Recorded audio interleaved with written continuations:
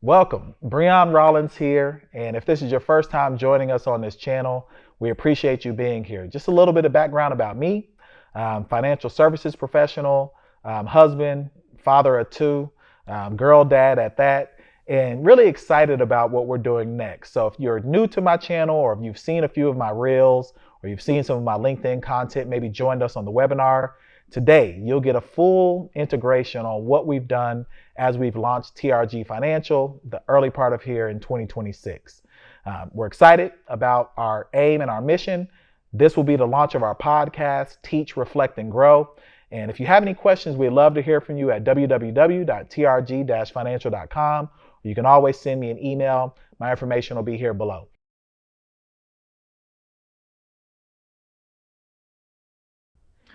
Man, that's a great question to get us started. So I've always had a fascination for how markets worked, how money moved, but really didn't know what the industry was until about middle of my career. I've been working in higher education for a while, and I had a leader come to me. We needed to revamp some of our retirement program at a university that I was working at. And for whatever reason, I became tasked as the person to become our retirement services manager. Had no idea what I was getting myself into, but as I started to lay the groundwork in the retirement services manager role, I started to realize that there's more to this financial services industry. From not only being able to, one, make sure that people were able to retire with dignity at the institution that I was at, but two, also making sure that people made wise decisions with those dollars that we invested at the university. So it really started with me working in the HR office, and from that HR office, went on to consulting, and then now running TRG Financial.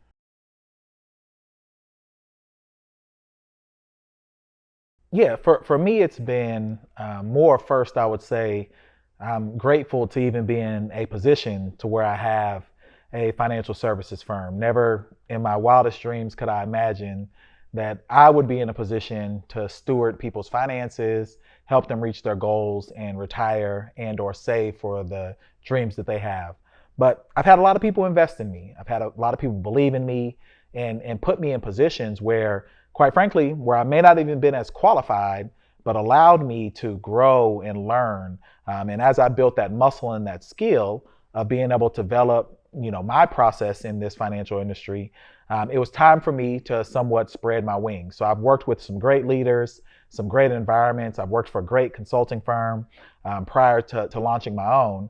But now I'm able to take those bits and pieces that I learned, whether it be in higher education, in the private sector, also in my consulting practice, and now being able to lead that on my own is really exciting part of the time for me for this journey.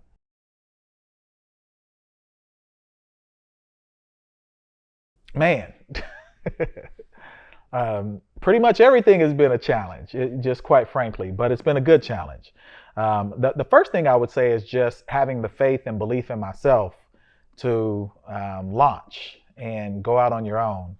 I think we rely a lot on the systems and the processes that we receive from corporate structures, and not realizing the amount of work and the amount of effort it does to launch your own. So I salute all the people that I've worked with, worked for before, because I know that there's a lot of challenges to get this started. But for me, it just started with getting registered, making sure that I followed the right steps, the right guidelines, details required to make sure that the state, I'm here in state of Texas, deemed me as a responsible party to manage dollars for individuals. So everything from having the belief to getting my state registration started, all the way down to coming up with a name, had all been challenging. What hasn't been challenging is understanding that I'll be able to make a great impact for people who may not have had this impact before.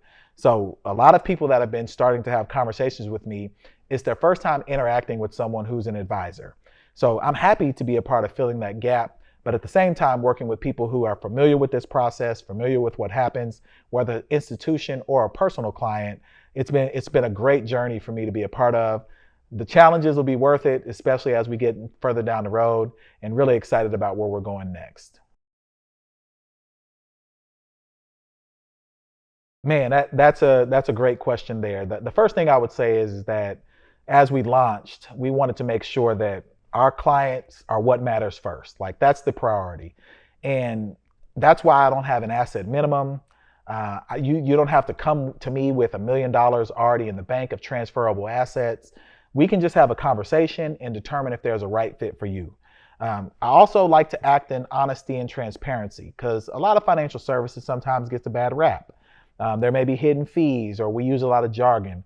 For me, I like to be straightforward, talk to people where they're at, and then we all will grow together. Not only at the same time while you're building your portfolio, etc. I'm also building this practice at the same time. So we'll grow together. And I've also really embraced some innovation. While there's a lot of solutions there where people feel like, oh, well, I gotta go back to the old ways of doing things. I've also worked to be somewhat tech forward to where I could speak the language of people who are more innovative or speak the language of who are more creative. Because while it may be their first time interacting with someone in this space, I'm trying to break those barriers by speaking to them how they would speak, having the conversation in the way they would, removing the jargon and removing some of the difficult things. Finance, sometimes you want to feel like you're the smartest person in the room. And I don't definitely feel that way at all. I think this is a collaboration and we'll grow and build that wealth together. Yeah, to me, one of the most valuable things that has been a part of my trajectory has been mentors. And that's both the formal mentors where I've been someone's mentee and sat with them and had conversations, whether it's been a leader that I've worked with in an institution or at my previous firm, or when I would go to conferences and someone would maybe pull me to the side and pat you on the back and tell you you're doing a good job. Let me give you some additional resources or information. But there's also those informal mentors that I follow from afar, or maybe have seen how their career has progressed or the way that they support and help people. And I try to emulate or work my way into that same type of environment. I would encourage anyone that wants to be in financial services or really any industry, that mentorship will really guide you. We often talk like, hey, you need years of service before you start a job. And it's not necessarily that you've done the job for that many years. It's that you've experienced all the cycles that this job may have to offer during those years of service. So for example, in financial services, there'll be up markets, down markets. We'll be in wartime. We'll be in peacetime. There'll be inflation. There'll be deflation. And that years of service and those mentors can help you somewhat skip the line. They'll say, hey, well, this is what I would normally see, or this is what we've done in the past, or this is what has been successful. And as you've got those individuals that you can sit down with and build and get a relationship where they are willing to support you, that's great and valuable for me, and it always has been.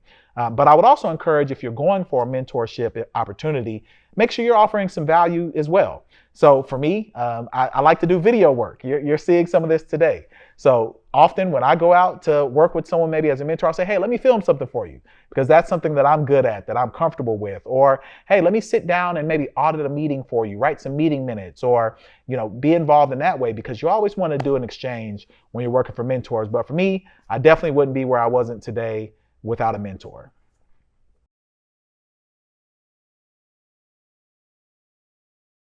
Most people think that the only thing that matters in a relationship with maybe a institutional consultant or with a personal advisor, similar to myself, where I play this role in a few different areas, is that the amount of accumulation that you've made is the only thing that matters. And I would disagree.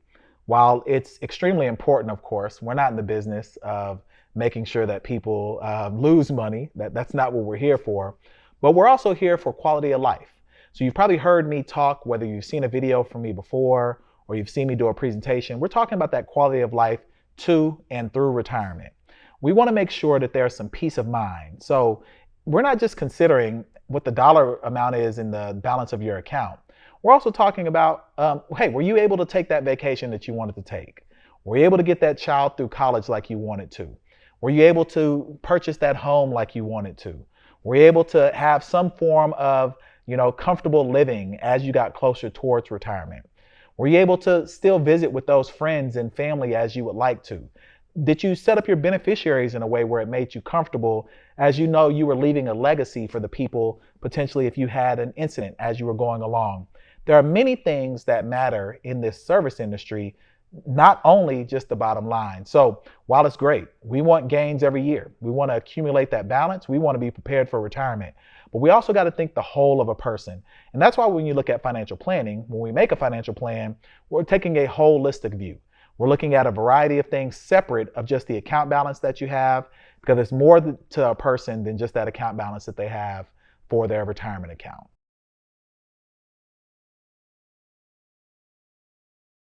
Wow. Man, this is a tough one, because there's been a few things that have really anchored and shaped, because I've had all types of financial situations. I'm a 45-year-old young man, of course. And throughout this life, I've been in almost every financial scenario that you could be in. But the best advice that someone has given me, and it's something that I preach and I talk about all the time, is the value of emergency savings. Yes, there are several investment tools, investment advice. There's several life insurance policies, index funds, equities, you can name it, on how to make sure that you're managing a portfolio correctly. But if the bottom falls out, so to speak, or you're in a situation where you don't have income or you're not able to work for a bit, one of the best things that you could have available for you is 3 to 6 months of your current income or your current expenses as emergency savings. Right now, studies would show that the average American can't afford an emergency of $400 or more. And that kind of stands true. We've all probably been in a situation where you're concerned about where the money is coming from.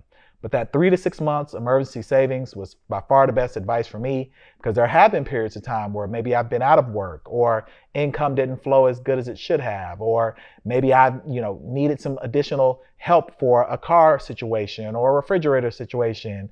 And having the emergency savings for not dipping into standard income or not dipping into investment income has really been invaluable for me, and it's something that I continue to preach and will share with people as I move forward.